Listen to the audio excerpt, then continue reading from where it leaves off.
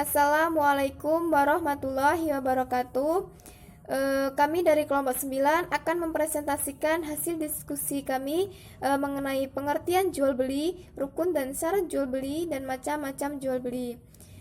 Saya Santi Lestari, di sini saya sebagai moderator sekaligus sebagai pemateri 1 akan menjelaskan tentang pengertian jual beli. Jual beli dalam istilah fikih disebut al-bai, yang berarti menjual, mengganti, dan menukar sesuatu dengan sesuatu yang lain. Sedangkan menurut etimologi, jual beli adalah menukar harta dengan harta. Sedangkan secara terminologi, jual beli adalah transaksi penukaran selain dengan fasilitas dan kenikmatan. Kemudian menurut syara, jual beli adalah penukaran harta atas dasar suka sama suka. Dengan kata lain, perjanjian jual beli adalah perjanjian di mana salah satu pihak berjanji akan menyerahkan barang objek jual beli, sementara pihak lain berjanji akan menyerahkan harganya sesuai dengan kesepakatan di antara keduanya. Kemudian pengertian jual beli menurut para ulama. Yang pertama yaitu menurut Syed Sabiq. Dalam kitab fikih sunnah, ia mendefinisikan jual beli adalah menukar benda dengan benda lain dengan jalan saling merelakan atau memindahkan hak miliknya dengan adanya penggantinya dengan cara yang diperbolehkan. Kemudian ulama Hanafiyah mendefinisikan jual beli ke dalam dua macam. Yang pertama yaitu jual beli dalam arti umum. Jual beli dalam arti umum adalah menukar benda dengan dua mata uang atau emas atau perak dan semacamnya, atau menukar barang dengan uang dan semacamnya menurut cara yang khusus. Kemudian definisi jual beli dalam arti khusus yaitu tukar menukar harta dengan harta menurut cara yang khusus. Kemudian ulama Malikiyah mendefinisikan jual beli ke dalam dua macam.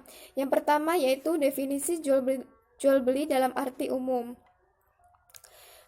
Definisi jual beli dalam arti umum adalah suatu perikatan tukar menukar sesuatu yang bukan kemanfaatan atau kenikmatan.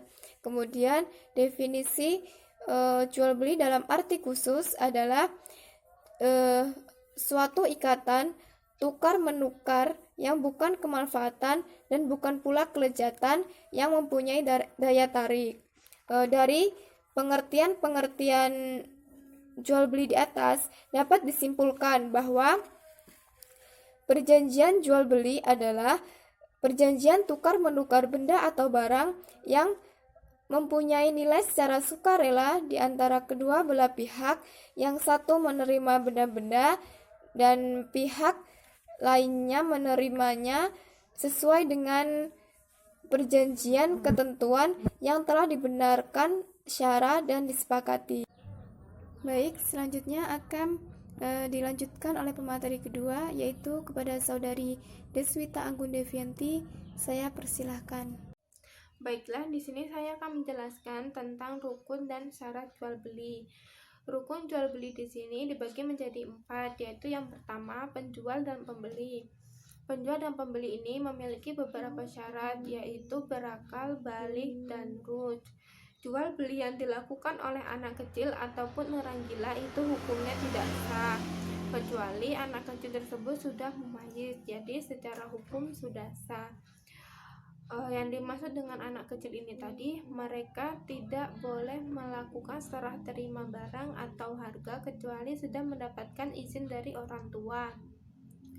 Adapun anak kecil yang melakukan jual beli ya tapi terhadap barang kecil-kecilan, jadi contoh seperti roti dan lain-lain. Yang kedua yaitu barang yang diperjualbelikan. Syarat dari barang yang diperjualbelikan yaitu yang pertama, barang ada ketika akad berlangsung atau barang tidak ada ketika akad berlangsung namun pihak penjual menyatakan kesanggupannya terhadap barang tersebut. Jadi contoh, barang tersebut berada di gudang karena keterbatasan tempat. Jadi ketika akad barang tersebut tidak ada di situ, tapi adanya di gudang. Ada juga jual beli salam, di mana jual beli barang tersebut tidak ada ketika akad berlangsung, namun pihak penjual akan mengirimkan barang tersebut sesuai dengan waktu yang telah disepakati. Mungkin contohnya seperti online shop. Terus yang selanjutnya yaitu barang yang diperjualbelikan bermanfaat, dapat dimanfaatkan atau bermanfaat bagi manusia. Adapun jual beli yang dilarang oleh Islam yaitu seperti menjual minuman keras, darah, daging babi, dan lain-lain. Selanjutnya yaitu barang tersebut telah dimiliki, artinya barang yang belum dimiliki itu tidak boleh diperjualbelikan. Contoh ikan yang masih ada di laut, karena ikan yang masih ada di laut itu statusnya masih milik bersama. Jadi ketika ingin menjualnya kita harus mancing terlebih dahulu, terus hasil dari pancingan kita ini tadi baru bisa untuk diperjualbelikan. Dan selanjutnya yaitu barang diserahkan ketika akad berlangsung atau di lain waktu sesuai dengan kesepakatan ketika akad berlangsung. Yang ketiga itu ada harga atau uang. Syarat dari harga atau uang yaitu yang pertama uang tersebut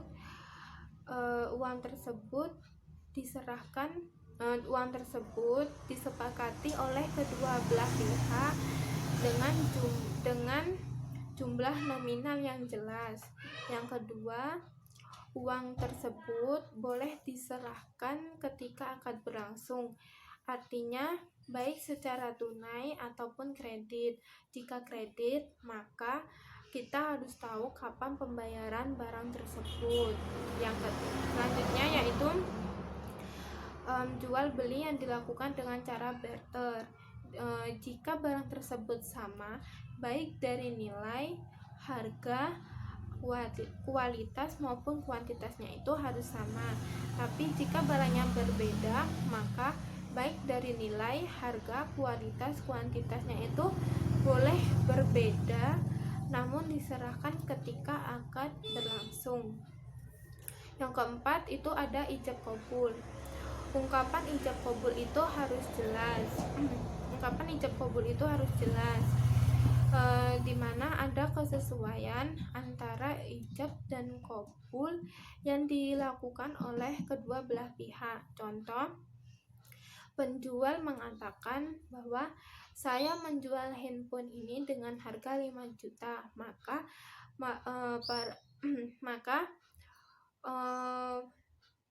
maka pembeli akan menjawab, saya akan membeli handphone ini dengan harga 5 juta. Nah, dari kata-kata tersebut mengandung unsur ridho dari kedua belah pihak. Terus yang selanjutnya yaitu ijab kabul dilakukan dalam satu majelis, artinya penjual dan pembeli tersebut berada dalam satu tempat atau berada di toko tersebut. Namun seiring berjalannya waktu di era modern ini, jual beli tersebut boleh dilakukan dengan jarak jauh. Contoh, sang penjual berada di Jakarta dan si pembeli berada di Bandung. Nah, dengan cara mereka melakukan melalui telepon.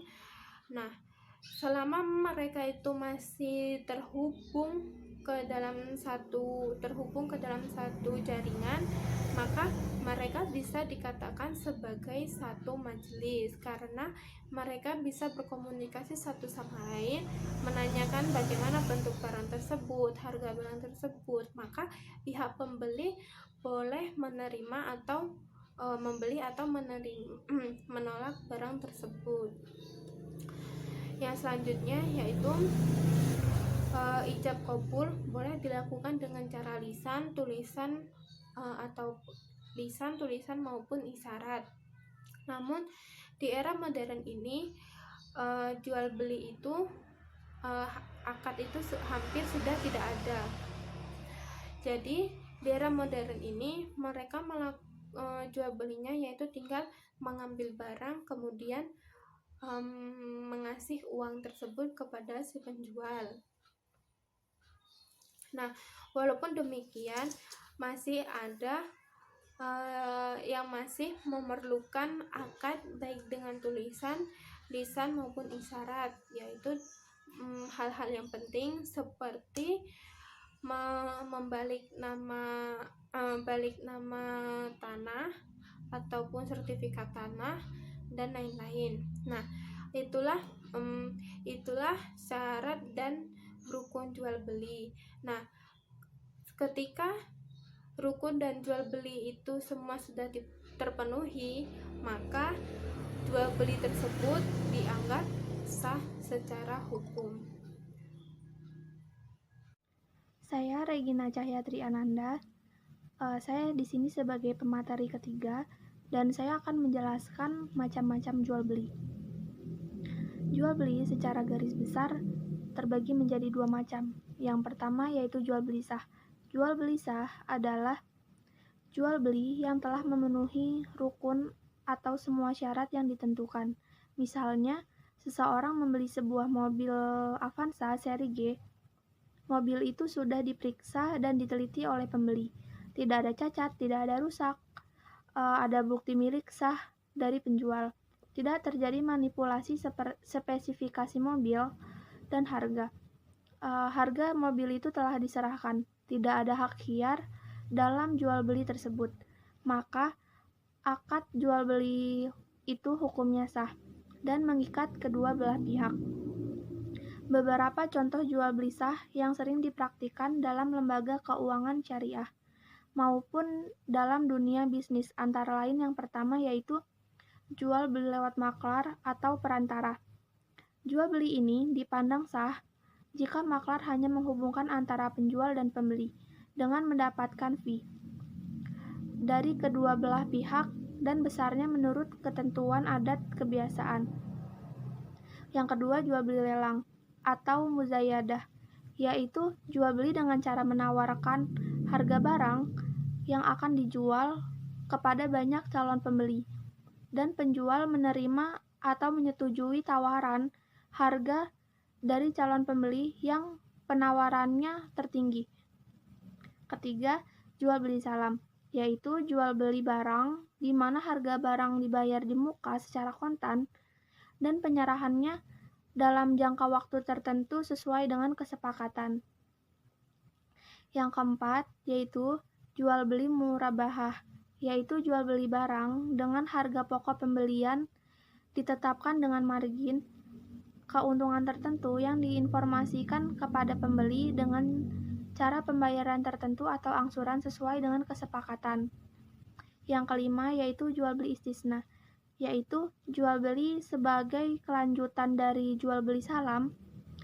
Yang membedakannya yaitu dari segi cara pembayarannya. Kalau salam membayarnya harus di muka, sedangkan istisna artinya tidak harus kontan. Bisa diangsur sesuai dengan kesepakatan.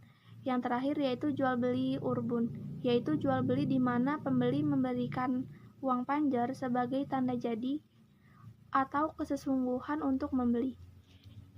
Assalamualaikum warahmatullahi wabarakatuh. Saya Sony Angkoso Wibowo akan menyampaikan materi yang terakhir yaitu macam-macam jual beli. Secara garis besar, jual beli dibagi menjadi dua yaitu jual beli sah, yaitu jual beli yang sudah sesuai rukun yang sudah ditentukannya.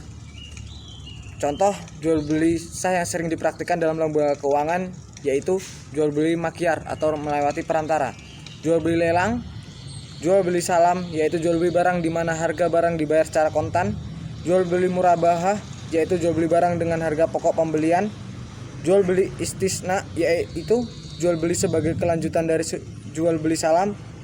Jual beli urbun yaitu jual beli di mana pembeli memberikan uang penjer sebagai tanda jadi.